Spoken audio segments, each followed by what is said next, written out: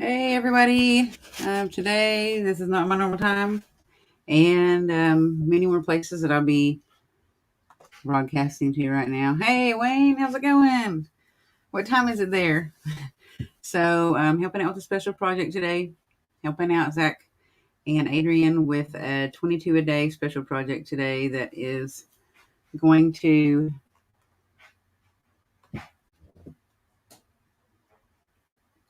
I need to send a link to Zach. Whoops, that's going to help bring awareness and help bring like and knowing about some projects. It's so early for you, and knowing about some projects,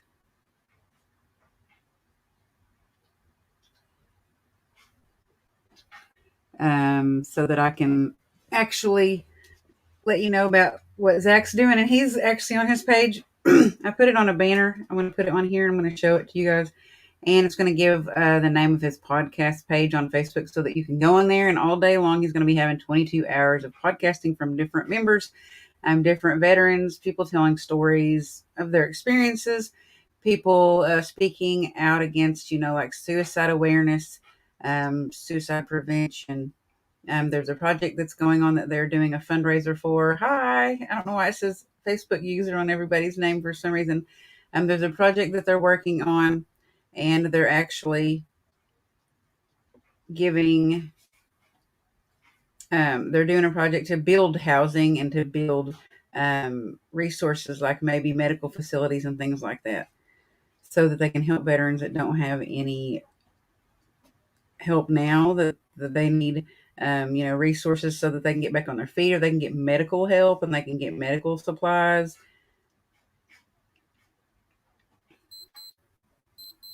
Sorry, I'm sending this link out really quick. And there goes my watch. It's a little bit late, isn't it? It says it's 9 a.m. now and it's 9:04. So sorry, you guys. Bear with me for just 1 second while I send this link to him. He wants to put it on his page.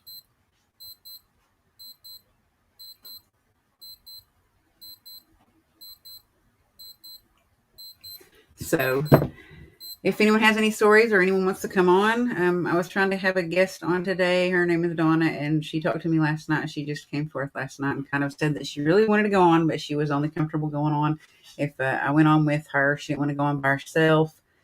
Hey, Dawn. Hey, Debbie. Yes, there's one that says, hi, Rosie, and one says it's for a good cause. And then there was another one that said it was early for me to be on. And I don't know who all of them are because it says Facebook user for some reason. But if anyone has an experience with uh, being married to a military member and having to fight battle with them, the inner battle with them of PTSD, depression, anxiety, um, paranoia, anything else, that they had to endure or go through,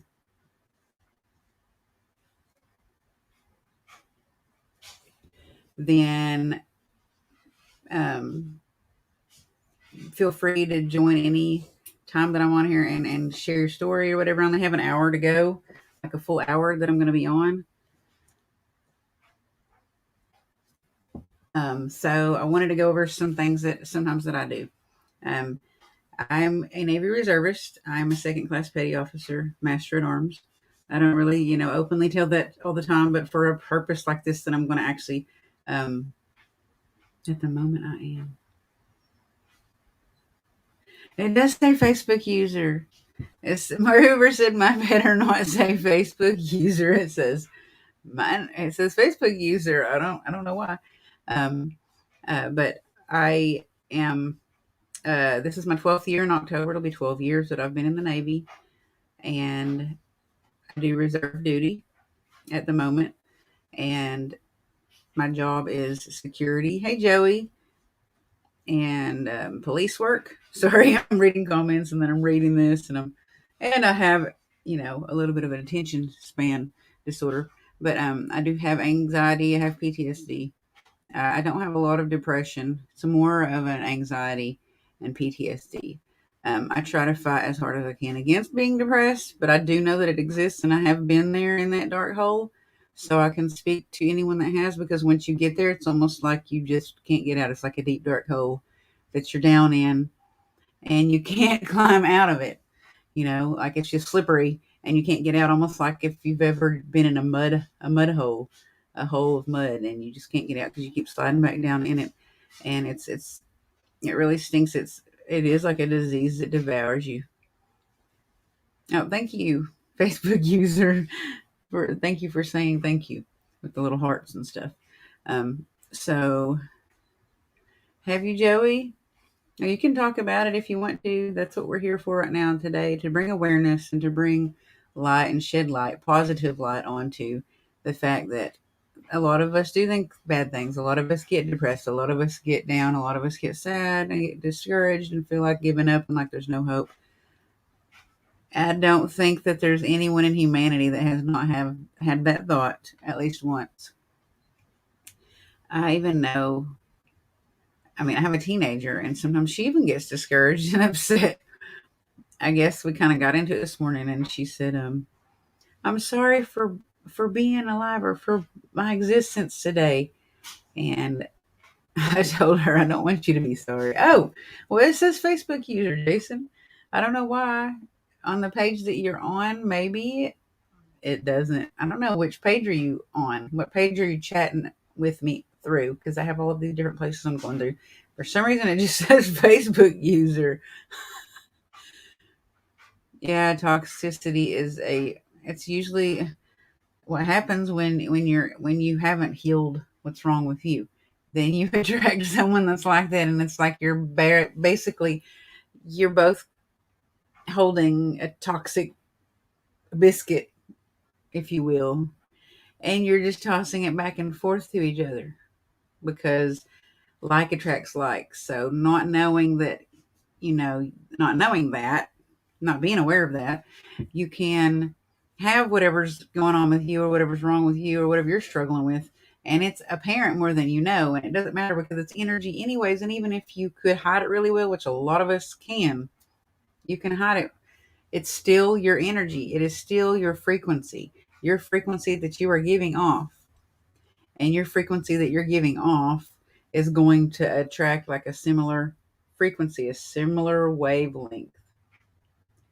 um, Healing is a lifelong journey. I feel like, because I have been trying to heal myself for a long time. I've gotten so much better though, with more resources, and just like more meditation, and looking and searching and finding things that you can do that help you realize that whatever that happened to you, if you could go back to that moment and tell yourself that whatever happened to you, it wasn't your fault. Hey, it wasn't your fault. Whatever happened to you wasn't your fault. Crap just happens in life, and we all go through stuff. We have, war, which we may have another one soon. We have inner war. We have spiritual warfare. Hey, Zach.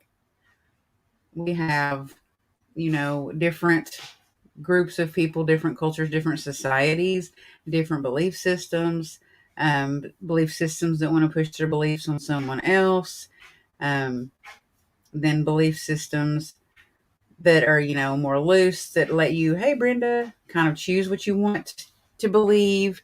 I'm a big fan of having free will, but at the same time, at the end of the day, like, when you haven't healed, you're not gonna sleep well. Sleeping and getting good sleep is important to heal. Having a good diet, or at least taking some kind of nutritious intake, is a very important part of healing. And the spiritual life can be blocked if there is another person or thing that is, keeping you from blocking, or blocking you from moving forward on your path, like blocking you from healing. It's blocking you from getting resources, or blocking you from having the will to want to get up, and the motivation to do so. So, I had pulled up a thing on here because I wanted to show with screen sharing, and we had discussed it before how many suicides a day take place on active duty military in each different branch, and on inactive veterans, that might be retired, or they might be finished with their contract and they got out and they're done with their service, but they still, went to war, and their mind is still at war with them every day. And if your mind is at war with you and you're at war in yourself, then you're going to be at war with whoever you're with, and there's not going to be peace there. When I have a good, peaceful day and I have a whole entire peaceful day, I almost feel like a miracle happened. When it's been a good, serene, and happy, wonderful, positive, peaceful day. I even actually tell the God, thank you. I say, thank you, God, for letting me have a good, peaceful day, and letting me have this day and spend it on this earth above ground. Because in my past, I didn't think like that. Some things happened where I didn't think like that. I had a lady that was going to come on today, and I'll give a tiny piece of her story, that she suffered tremendously, and she has PTSD very bad from a relationship that she was in, or she was married to a service member that had been to war.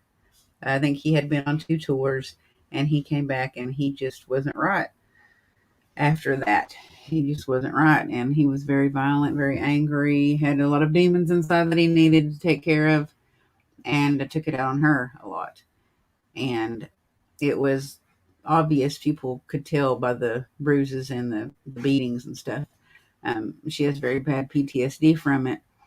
And I don't say that to talk smack about a service member. I say that to talk and enlighten people about what you can go through and what the result is when you bring it back home and it's not healed, or you're not getting some kind of outlet or some kind of counseling help or care, or a doctor or medication. I'm not a huge fan of medication, but we all have to take some for something. So the point of that is that she had to struggle with him, and she had to go through that with him. And she now doesn't want to ever be in another relationship, has PTSD against, from men. She's scared of them because of what happened to her. And that's a result of, a wounded warrior that didn't get repaired. He didn't get fixed. He didn't get healed while her and he were together.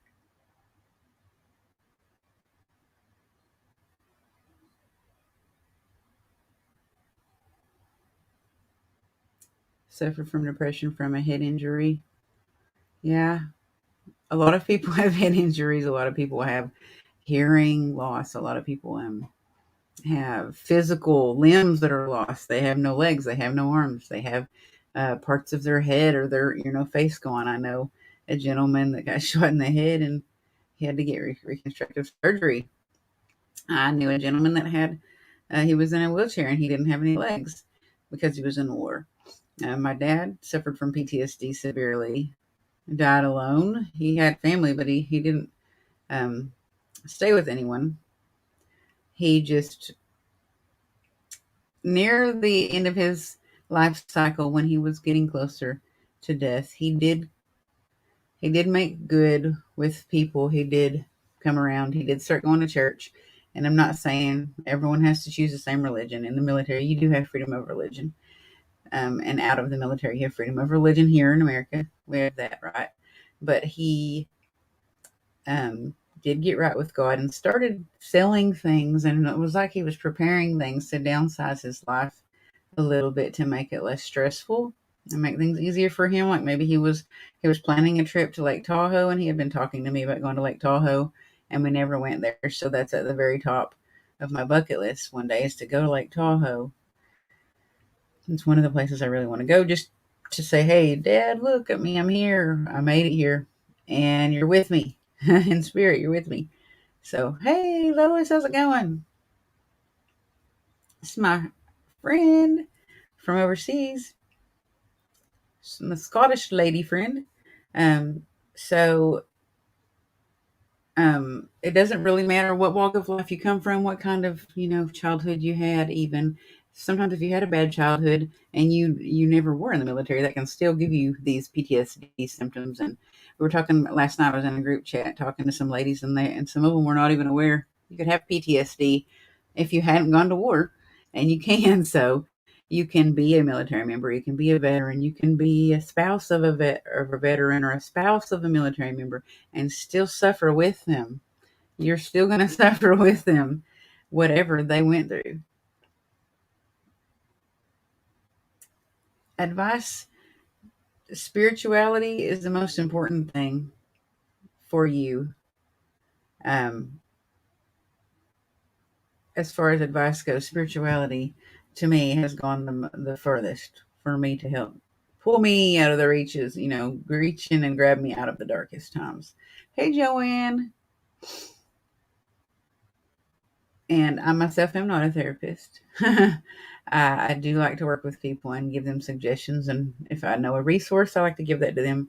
At the bottom here, there is a website, communitypayitforward.us, and it's a 22 veteran suicide prevention website. You're welcome. And there are other links and stuff. This is being broadcast onto a page that I made a banner for. I meant to put it in the background here. But I made a banner for the reason that we're doing this today, and that I was asked to do this was by a friend named Zach and Adrian, his lady. Thank you very much, Lois. I appreciate you sharing that. And the project is to help bring awareness, bring enlightenment, bring a different, point of view and an understanding that's very personal on a personal level of those people that actually do come back, or they physically come back home, but they don't come back home. Mentally, they don't come back home. There's a war in there. Did you eat breakfast? Did I eat breakfast? Yes, I did. But they have a war going on inside of them, and some of them never heal. A lot of them don't, and those inner demons, as we call them, or the skeletons in your closet. The things that are going on behind the curtains that you don't tell anybody about, eat them alive, and it results in suicide a lot of the time. There are a lot of veterans that commit suicide. 22 a day is called 22 a day. Drink lots of coffee. Not yet. I would like to drink lots more coffee. Disturbed. I need to look that up. I probably have heard that song.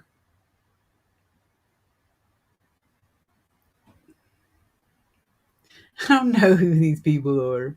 There we go. Zach is posting the link for the rest of the shows, because all day long you're going to have multiple people from different networks on here for 22 hours straight. And we're going to all be broadcasting for the same purpose.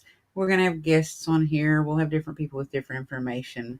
And I thought I was going to have a guest, but I didn't. So I wanted to pull up some information, maybe some statistics on how many people actually died from suicide that is veteran related or military related, how many people on active duty, and how many people off of active duty that are inactive, or they're retired, or they're just out of service now. I like to have that kind of information. I'm a researcher. The first sign of someone in trouble. Addiction usually ties in very closely. An alcohol addiction is very common, very, very, very common. Alcohol addiction and painkiller addiction is very common with veterans and active duty military. Alcohol being the way that they band-aid things to make themselves numb. Alcoholism goes hand in hand. It's a disease just like depression is. Painkillers, because of their wounds and the pain that they have to go through, it's very easy to just throw some pills at someone and cut their pain off with a painkiller, instead of actually digging deeper and spending lots more time as their caseworker to figure out what can work for them individually, because it's such a multifaceted or multidimensional thing that each person is not going to have exactly the same treatment plan. I've had to go to physical therapy, and I've went to several different places to go to physical therapy for a back and a neck injury, and now I have a stupid foot problem. I think it's plantar fasciitis. So that's new, but I don't let it get me down, and I try to do the best things that I can. The best things to do is to find resources.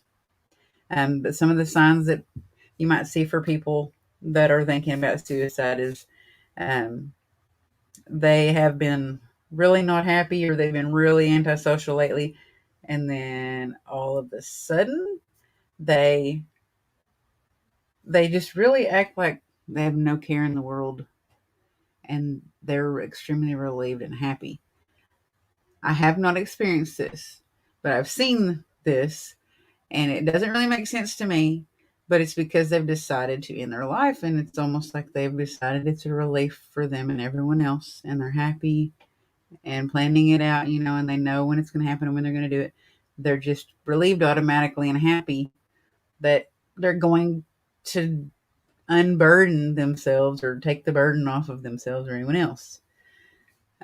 Obviously, people making remarks like not wanting to live anymore, people making remarks like they just want to sleep and never wake up, or they wish they were never born, or that they are sorry that they exist. And if they say, like, I wouldn't inconvenience the world anymore if I didn't exist, or I wouldn't inconvenience you and my family and my loved ones anymore if I wasn't here, then y'all wouldn't have to worry about taking care of me. I wouldn't have to worry about, um, looking after me, and you won't have to worry about me at all.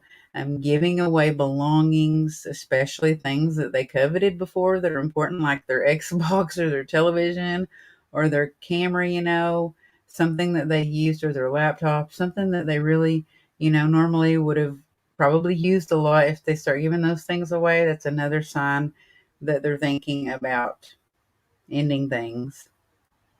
Um, Starting to be really, really isolated. And I don't mean like because of COVID, because they're told they have to isolate.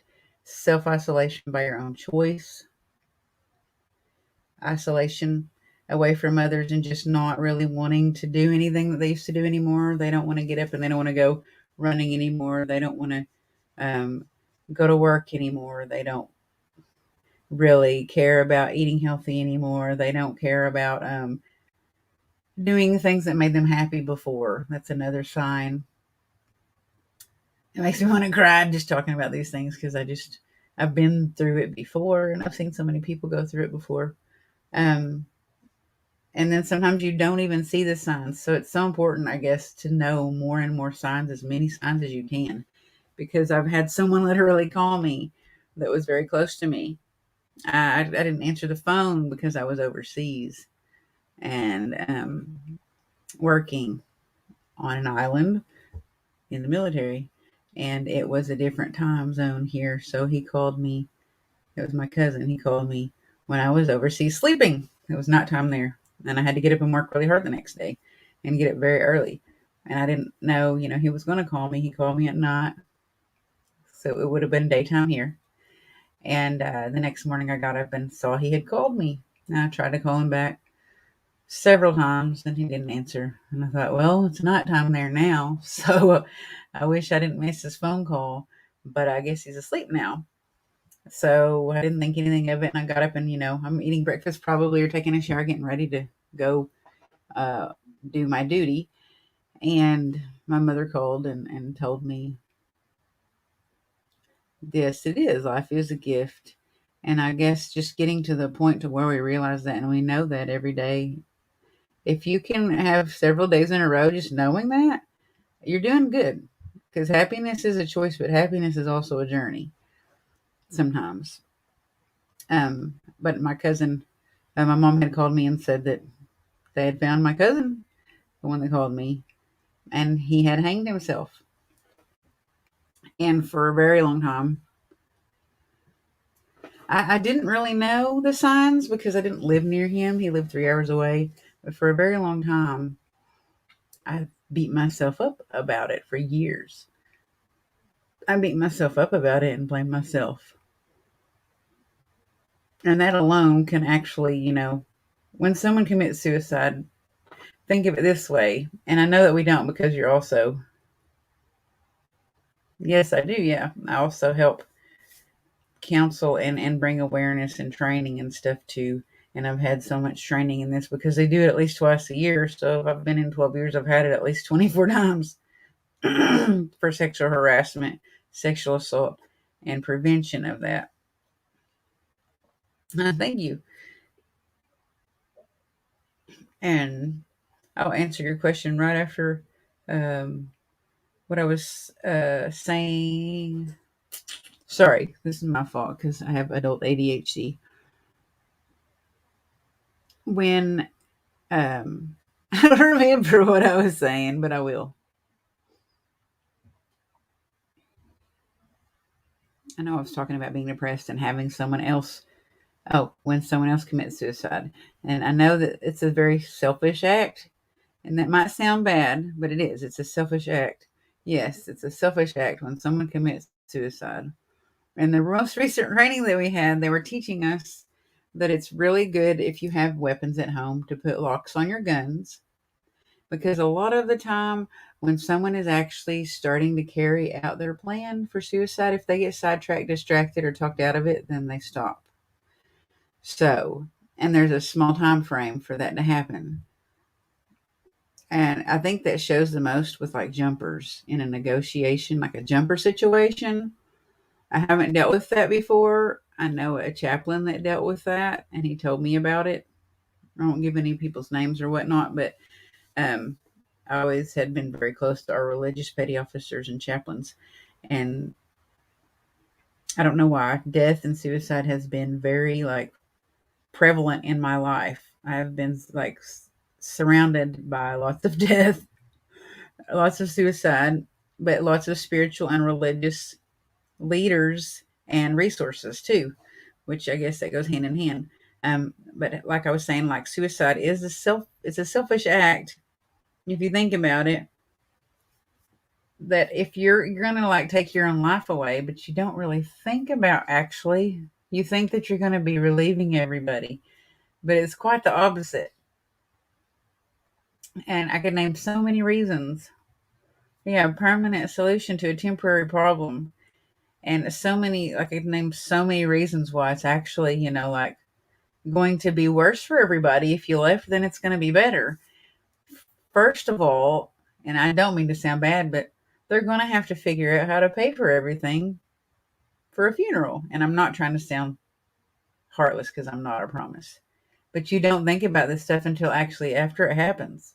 And you're the one that is here doing it. And I'm not saying that that person is not worthy of having other more deeply thought reasons, but you'll have to find a way to pay for that person's funeral and everything else. You'll have to go through and figure out what to do with all of their belongings. The people that suffer that are left behind after the person commits suicide, the children, they may even blame themselves. They may blame themselves that they thought, that they were the reason, or they'll have issues the rest of their lives wondering why someone gave up on them and quit on them and left them behind with no parent or no brother or sister if you have young siblings. That's terrible. Yeah, you have to act before the suicide is before it happens. So realizing ways to get someone that might be thinking about ending their life to realize that that's not the choice and that's not an option is really the best solution. They don't really want to leave people behind sad and depressed and upset. They don't really want to leave their mom or their significant other behind with all of these bills that they can't pay or in poverty because they didn't expect this or to anticipate this to happen. At the same time, they don't really probably want to drag everyone down either. So really the best thing to do is to find all of, the best possible attempts and resources that you can get. And there is a website here, and then I'm going to hit it again. Zach posted it up here for the page that he's posting on. You're going to get lots of valuable resources today on that page as well. That's going to give you different explanations also what this project that we're doing is for and why we're broadcasting 22 hours today. It's not just only because we want to bring awareness, but there's also a project that they're working on there. They're trying to raise money to help build buildings for housing for homeless veterans and facilities to provide them with health care or medication or counseling and things like that. And I think they were trying to help them, like figure out how to get their credit cleaned up. And maybe even if they, think that they can go back out in society and that they can function, that they can actually work with people and socialize and get back into life.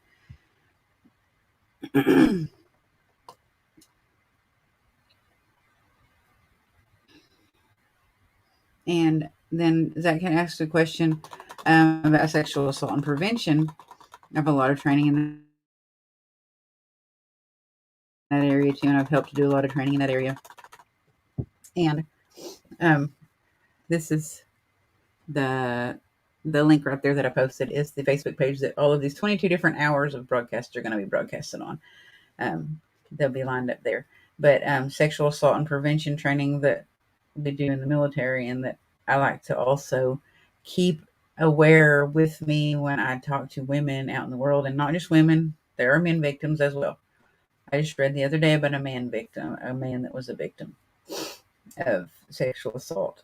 And when you have a very top heavy man powered military, there are more and more women now than there used to be, but there are still a lot of jobs that might be where you're separated with a lot of men. Sometimes that stuff happens there too, or in prison. The case that I read about the other day was somebody in prison or in jail that had been sexually assaulted multiple times. And I hear about that a lot because I read about criminals and prison and jail and stuff like that. But however, back to the point of my story is sexual assault and prevention. Zach had asked me about in that training if it says what is the outcome of someone that's sexually assaulted, and what happens if someone's been beaten, raped, or worse, tortured, or held in captivity, against their will, or impregnated and made to have a child, because we do get training for sex trafficking too, because when we go overseas, that happens a lot in other countries. But what can happen to the victim, I don't really like the word victim, but that's what they are. The victim is they don't want to live anymore because they feel like something was stolen from them and they won't ever get it back. Sometimes they have to stay in a situation or a place, a dwelling or a workspace where they're afraid to report things, or they're afraid to act out on and stand up for what happened to them and report it because they're afraid they'll get retaliated on. Sometimes they just don't want to get out of bed the next day. They don't want anyone to see them. They're disgusted with the way that they look in themselves. They feel like they're unclean or unholy or unwanted, or no one will ever want them again because it broke something in their spirit. And it's a very painful thing. And this happens a lot of the time with women. I've seen chiefs and other, higher up there's crying, saying how bad it hurt them and how hard it was to get back to being normal or somewhat, close to normal, and try to live and still go to work every day without thinking about ending your life. Um, so that being said, uh, that's not exactly what my guest told me, but I'll probably come on later with my guest Donna, and she wants to tell about basically a domestically violent relationship that she was in when she was married to a service member. So some of the things that you can do to help prevent people is to look out for those signs and look out for things that they're doing that are out of character. It's not that hard. Some people just don't want to. They don't want to ask. And you don't have to ask someone, are you thinking about killing yourself? You can ask someone in a different way. You can ask them, how are they doing? What have they been doing lately? And how are they feeling? And tell them that, you feel like they haven't been themselves lately, and just kind of lead up to the point to where that they can feel more comfortable telling you, and let them know that they can trust you, and don't go gossiping or talking about them for anything that they've told you, or releasing any information that they've said to you. Just make an opening and a comfortable situation for them to actually talk to you about it. Because most of the time, I'm not sure exactly why this isn't most of the time, people are not going to come to you and tell you something like that unless they trust you and they're comfortable with you, and they know you pretty well. Or maybe if you're like one of the religious leaders or spiritual leaders, or someone they look up to. So you really would just kind of like want to ask like how someone is feeling, or how they're doing, and what they've been going through lately, to just give them a plate to put whatever on that they want to kind of lead up to um, what your main goal is. You want to know if you need to worry about them. And if someone does say, hey, yeah, I've been having it hard lately, and I've been just thinking, the best, easiest thing to do is just to go out. If someone does say things like that to you, then try to remind them, or figure out why they think that, because it could be something as easy as um, a misunderstanding, or a misinterpretation of something, or something that's always fixable. Everything is fixable. Suicide, a successful suicide, is not fixable. Everything else in life is fixable. You can move to another house. You can get back on your feet. You can start life over again. You can bounce back. You can have another relationship. You know, I think a lot of times some people really suffer after they lose a child. I'll say that's one of the other most painful things that I think I've seen people go through, is losing a child, and they just really aren't the same after that.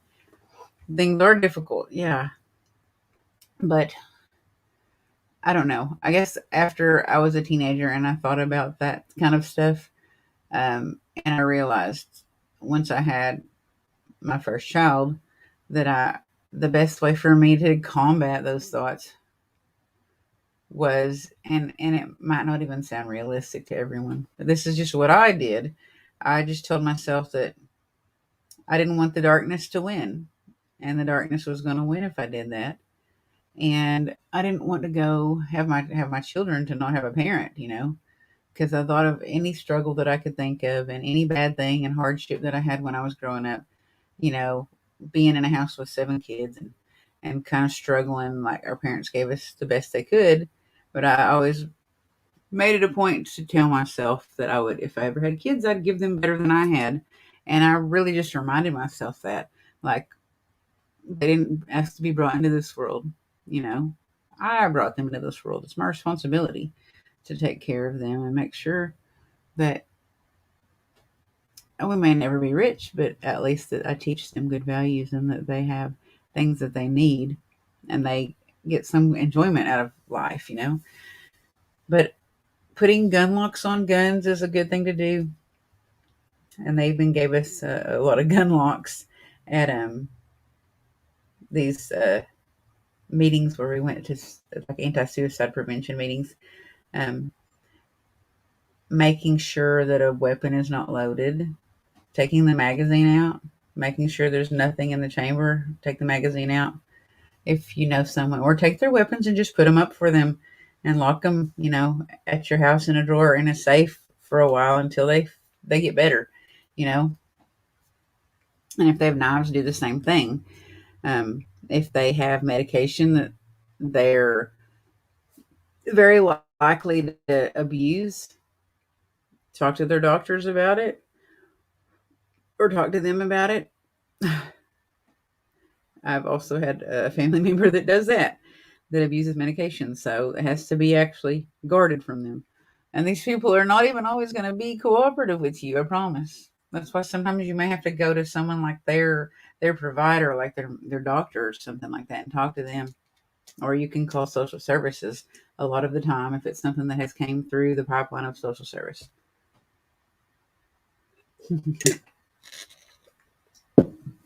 um, uh, Check and what's their situation, what's their access to different things that can hurt them or harm them. And I'm not saying you spend every second of your life um, hovering over someone that you think is thinking about committing suicide, but just you might be the only one that knows, and you can report it to someone else to keep them from doing that. You could talk to their spouse, you could talk to a counselor if you're in the military or out of the military and you have resources to a VA. You can talk to someone there. If they're in the military, you'd report to their chain of command that they're going to harm themselves and they're threatening to harm themselves, so that they can make sure that doesn't happen. You might yourself they may just want someone to talk to. That might be just how simple it is. A lot of the time, you're welcome, Joey. People just want someone to talk to, and you might not be able to be there for them every day, but you can be there for them sometimes. And it might actually be that you were meant to align with that person for a reason. Maybe you're a crappy listener. Maybe I've learned stuff like this too. Maybe you're not a good listener. Maybe you need to learn listening skills, and by sitting and listening to them, you're actually gaining something too out of it. I want to pull up something here. You're welcome. It was, I'm going to screen share. It was off the Military Suicide Awareness 22 a day page, and it was saying like how many people actually a day kill themselves. And I think it says active duty and veterans that are not active duty anymore.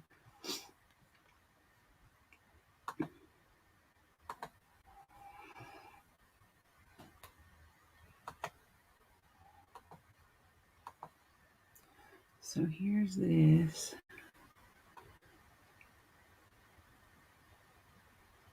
And this is photos of people that actually are like pretty young that have committed suicide. It's crazy. Like, look at this gorgeous, wonderfully gorgeous girl and that really nice looking guy.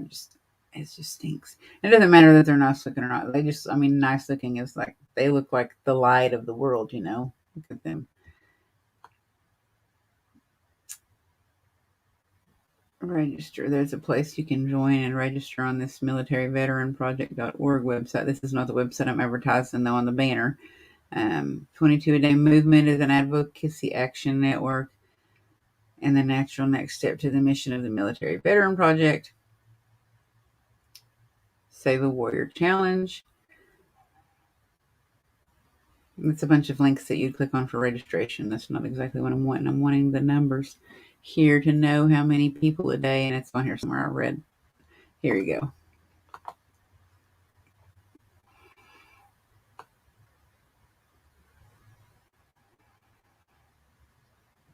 Oh, wow. They do brain research. That's interesting.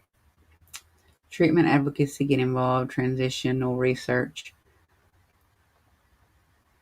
Where's the statistics? I may have to Google it elsewhere. Hundreds of families facing struggles. 22 a day brings awareness to issues of concerns of hundreds of other families facing struggles.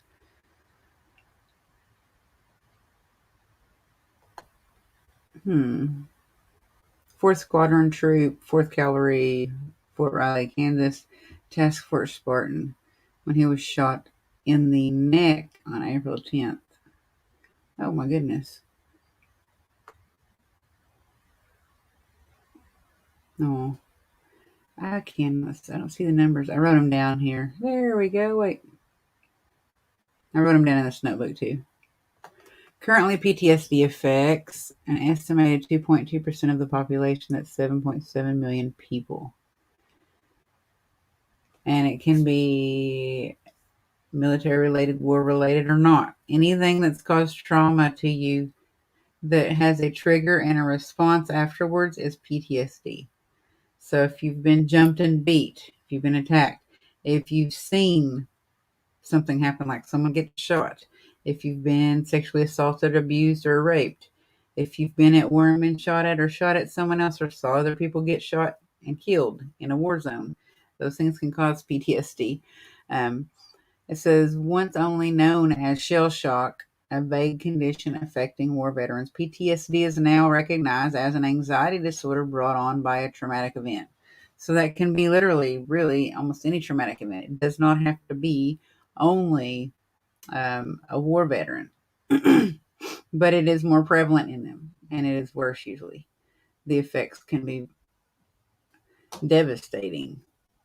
The woman that I talked to last night that I want to try to bring on sometime today, she said she wakes up screaming sometimes, and people and her neighbors hear her and don't know how to, what to do about it. 11 to 20% of veterans of the Iraq and the Afghanistan war. That's 300,000 people just from those two wars that have PTSD. 10% will develop PTSD in their lifetime. 5%.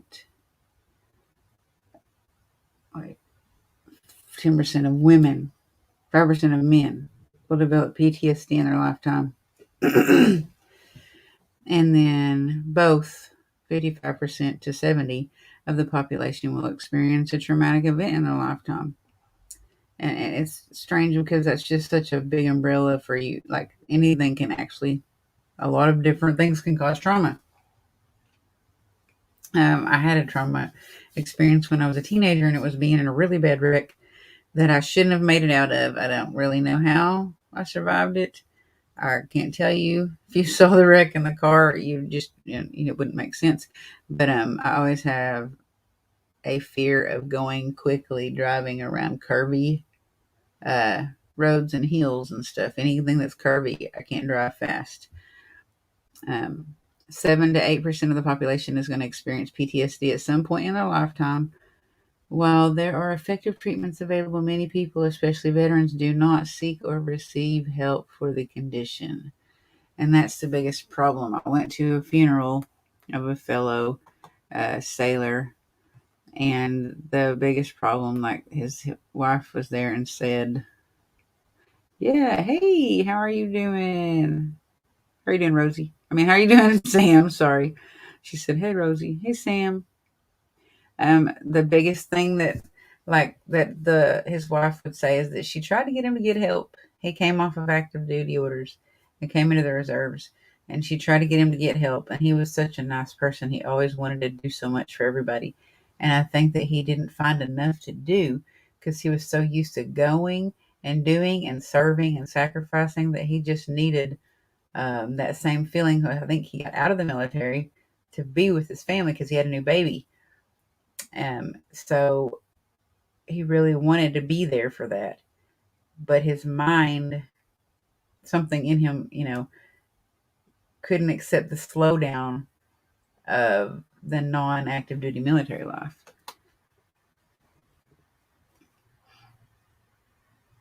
Thank you, ma'am.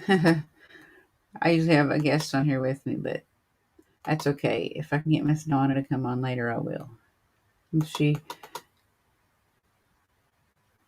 And talking to more people. I know sometimes, since we have been separated from each other quite a bit this year, a lot of us have, and last year, mostly last year, we haven't been as social, and we've kind of gotten lazier, um, more lethargic, more antisocial because of having to be confined and staying inside to not spread the coronavirus and its, transmutations or whatever. Thank you, Zach. And its transmutations, that we've seen so far, or mutations, whatever you want to say.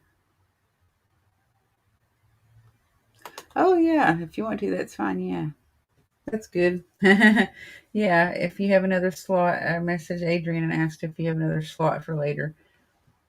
If I can get with Donna and bring her on later, that'd be awesome. Or if you want to come on, or if we want to be on there at the same time, then that's fine too. Hopefully she'll come through, but with, her PTSD, she might she might kind of change her mind. She might get afraid. She might get upset. I think, though, she really had decided to come on as long as I could come on with her, she said. So hopefully we'll talk to her later. But that was just a thing that was saying, like, basically the percentages of people in there. It was even including non-military members and non-veterans. All right, awesome. And then on here, I'm going to pull up something else that I'd seen. My tummy.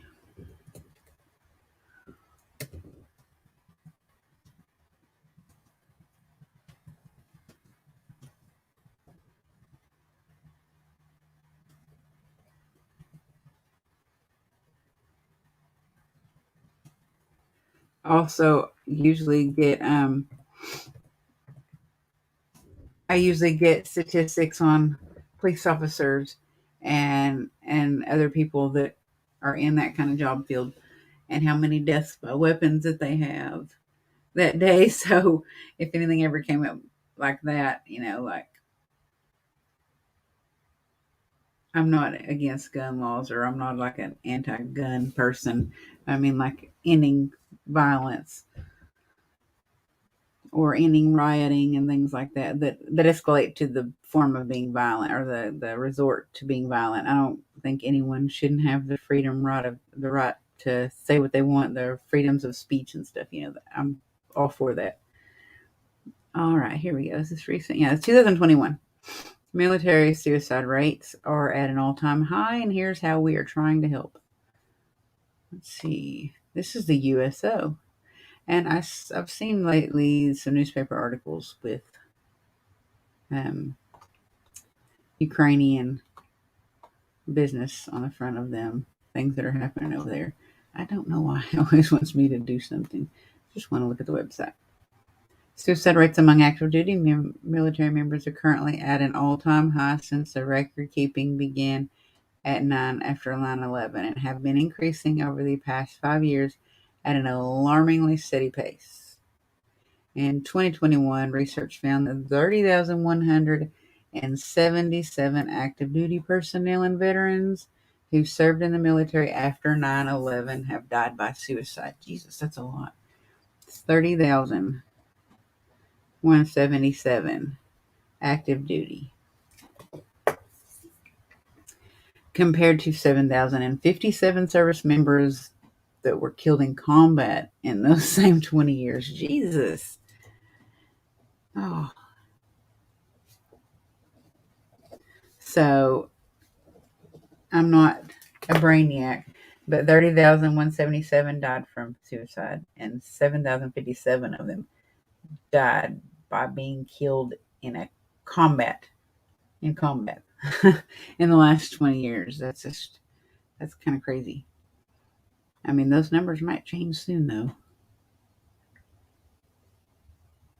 I don't want to take away from, like, the different websites and stuff that Zach's using, though. So to not distract you and take you elsewhere to other websites. Um, I do put out one website, though, like one source, because um, it's been instilled in me for the last 12 years. But Military One Source, military, no space, the word one and the word source. Military One Source is a very good place to go to get any active duty, or even if you're a civilian contracted ex-military, like a veteran. They will help you, your family, with like anything that you need help with. And I think, but I'm not sure, they'll help veterans as well, or resort you and point you to a direction to where you would come in contact with Zach then. So,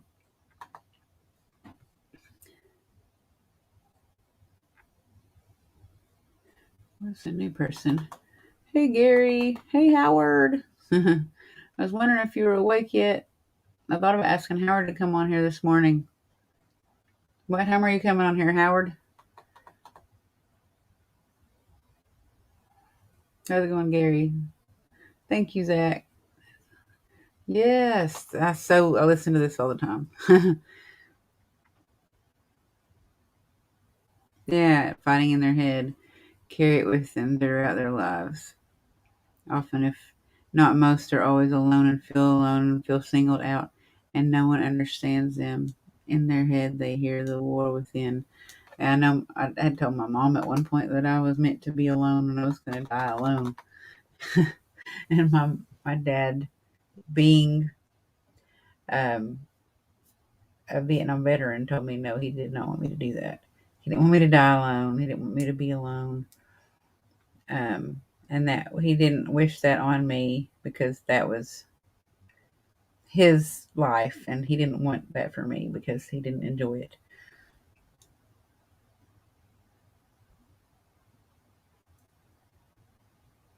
Thank you. I've been awake and we will be on this afternoon and evening. I have a lot to say about suicide awareness.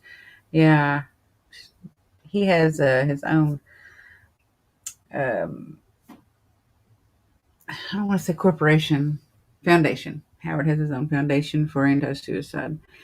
I also have a Facebook page. I only have 2 minutes left, but I have a Facebook page that is called SS Paranormal Unexplained and Unsolved Cases.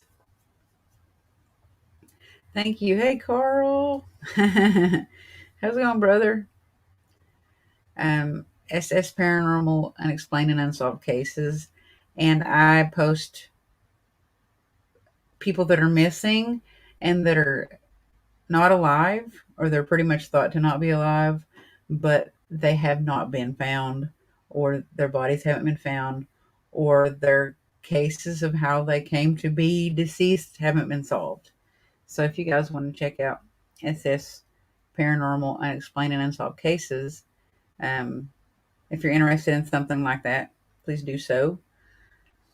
And at the bottom here, I also have this website, and then it was posted by Zach earlier, and I'm going to hit on that one more time before we go.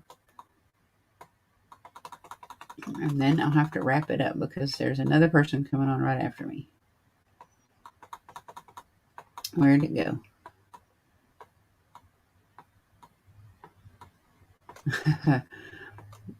Way up there.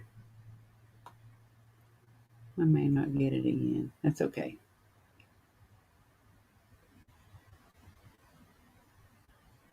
And if Donna doesn't come on with me later, if I can have an hour, I have someone else that'll come on with me. I got to get. So, Zach and Adrian, just let me know. Thank you, everyone, for watching. I'll have to go now. Thank you. You are welcome, and everyone have a blessed day. You're welcome, Gary.